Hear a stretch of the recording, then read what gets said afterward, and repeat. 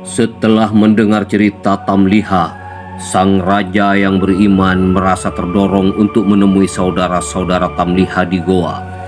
Bersama para pegawalnya, ia mulai perjalanan yang penuh rasa takjub. Raja kepada Tamliha berkata, "Tamliha, aku ingin melihat saudara-saudaramu dengan mataku sendiri. Aku ingin menyaksikan mukjizat Allah yang begitu agung ini." Lalu Tamliha menjawab, "Baiklah, wahai raja, namun ketahuilah, segala yang kita lihat dan alami ini adalah atas kehendak Allah. Aku hanya hamba kecil yang diberi kesempatan untuk menyampaikan tanda-tanda kebesarannya." Mereka tiba di mulut gua. Udara dingin menyelimuti dan keheningan membuat suasana terasa sakral. Disinilah kami terlindung. Disinilah kami juga berlindung untuk menyerahkan segalanya kepada Allah. Namun, saat Tamliha melangkah lebih dalam, ia mendapati tubuh saudara-saudaranya telah terbujur kaku dalam damai. Wajah mereka memancarkan ketenangan yang luar biasa. Tamliha berbisik dalam hati dengan linang air mata, "Mereka telah kembali kepada Rabb-nya. Wahai Allah, Engkau yang Maha Kuasa atas segala sesuatu." Raja menghampiri Tamliha melihat ke dalam. Subhanallah, mereka terlihat seperti tertidur. Namun ini adalah tanda dari Allah. Ini adalah perjalanan untuk semua umat manusia. "Benar wahai raja, kami hanyalah bukti kecil dari kuasanya.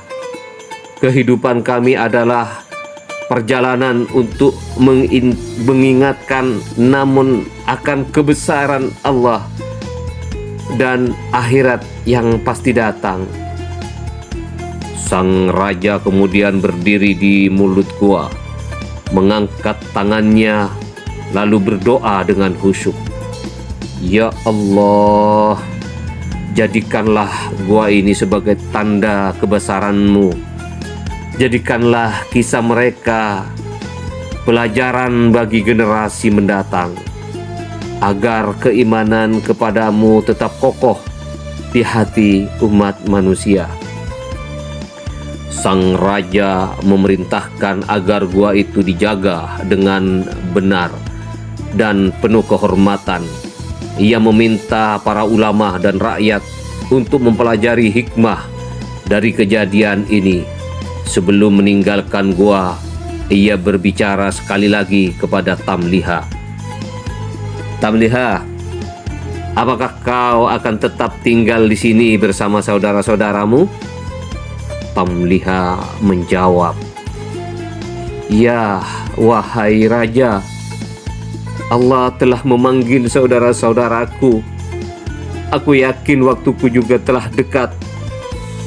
Aku ingin kembali kepadanya dalam keadaan dan kedamaian di tempat ini." Raja dengan nada haru, "Semoga Allah selalu melimpahkan rahmat-Nya kepadamu dan kepada saudara-saudaramu. Kisah kalian akan kami abadikan untuk mengingatkan generasi mendatang akan kebesaran Allah." Akhirnya Tamliha wafat beberapa saat setelah sang raja dan rombongannya meninggalkan gua. Tamliha merasa tubuhnya melemah. Ia menatap ke arah gua dengan penuh rasa syukur. "Ya Allah, aku telah menyampaikan apa yang Kau amanahkan. Kini aku siap untuk kembali kepadamu bersama saudara-saudaraku. Ya Allah."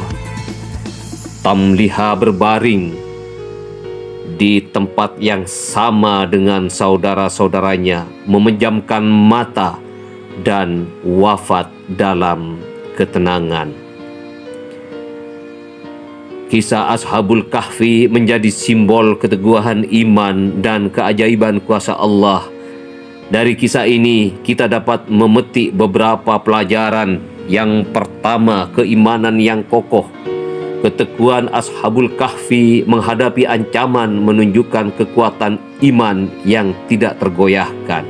Yang kedua, kuasa Allah atas waktu. Allah berkuasa atas kehidupan dan waktu, melampaui segala batas yang dapat kita bayangkan. Yang ketiga, kesabaran dalam ujian. Ujian yang dihadapi Ashabul Kahfi mengajarkan kita pentingnya bersabar dan bertawakal kepada Allah Subhanahu wa Ta'ala. Kisah ini juga menjadi pengingat bahwa hidup di dunia hanyalah sementara. Akhirat adalah tujuan utama kita, dan hanya dengan keimanan dan amal soleh kita dapat mencapainya. Nantikan kisah-kisah menarik lainnya hanya di Jejak Qur'ani. Sampai jumpa di cerita yang lain.